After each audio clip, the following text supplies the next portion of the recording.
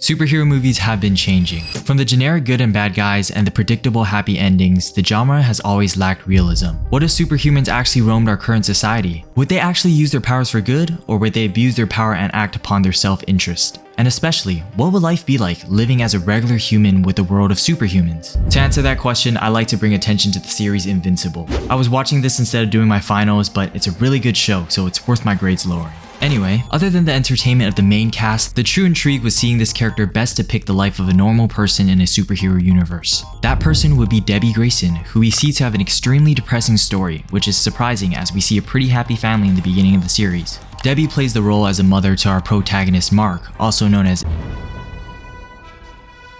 and plays the wife to the antagonist Nolan, or Omni-Man. At the very start of the episode, we're shown to see what it's like to have a normal life, living with a superhero husband. The White House is under attack and Debbie responds with how it's unfortunate that they won't have breakfast together, not worried about the safety of her husband. Mark has yet to discover his powers, and we can see Omni-Man and Debbie sharing a loving and wholesome marriage. You should be overjoyed to see your parents passionately expressing their love for each other. But little did the viewers know, Mark discovering his powers would be the downfall of everything. Guess who's finally getting his powers?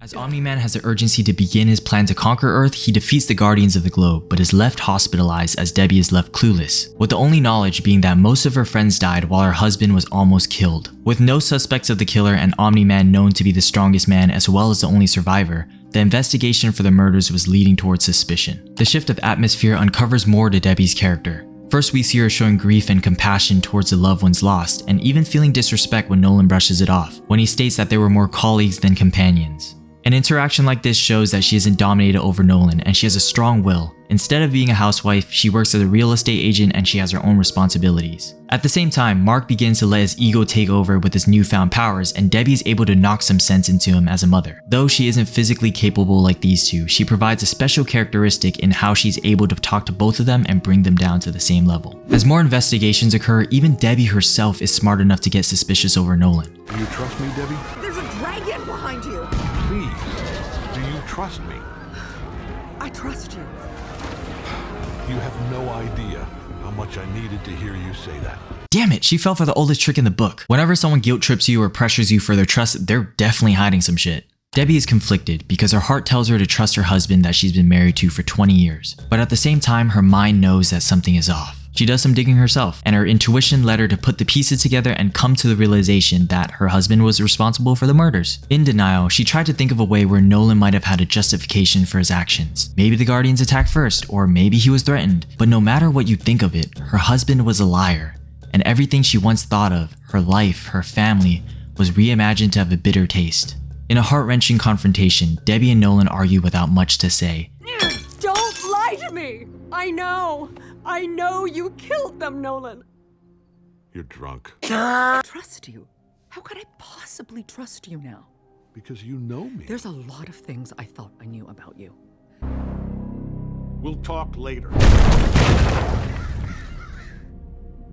We can only take a glimpse of Debbie's reaction to the betrayal and shattered trust, because the scene quickly shifts to Debbie being taken away to safety. It's here where we see the unfortunate reality of having no control. She ends up hearing the reason for Nolan's actions, but only through a screen, and even hears what Nolan thinks of her as. A flashback of the two ends up halting Nolan's actions to conquer Earth, maybe reconsidering himself. We, as the viewers, can see what's happening in Nolan's mind. Debbie is the cause that prevented Omni-Man from taking over Earth, and Debbie is also the reason why Invincible does things for good. But Debbie doesn't know that. All she sees is her husband beating their son to death, disregarding human life, and flying away. After all is said and done, she cries and states, "I can't believe our time together was a lie. I'd wish he'd come back." This hurts. The contradiction resembles a conflict she has with herself. One side hating the fact of lies and betrayal, but also knowing that life she lived during the lies were also her moments of joy, acknowledging that her ignorance was her bliss. The first season marks the destruction of her family, and the second season marks the destruction of her well-being. Shown at the very beginning, Debbie has to adjust from the life that she once had. She moves to a new house with Mark and lives a fictional narrative to cover the traces that connect her to Omni-Man. She tries to bond with her son, but as her son finishes high school and holds a responsibility as a college student and being a superhero, she's left to deal with this alone. She has an emotional state that can't be described, but only shown when Debbie breaks her cabinet, curses at it like it's her husband, and breaks down in tears. Luckily, she finds hope when she's recommended to join a therapy community center, where there are others who also suffer from being the spouse of a superhero. Debbie is met with open arms by an individual, but as they share more and more, it's revealed that that individual falls as a victim to Omni-Man, as his wife was murdered by him. Unable to take the guilt, she confesses her relationship with Omni-Man, but receives no empathy. There's a powerful scene shown after of Nolan and Debbie suffering in some way. Both of them have experienced a new low.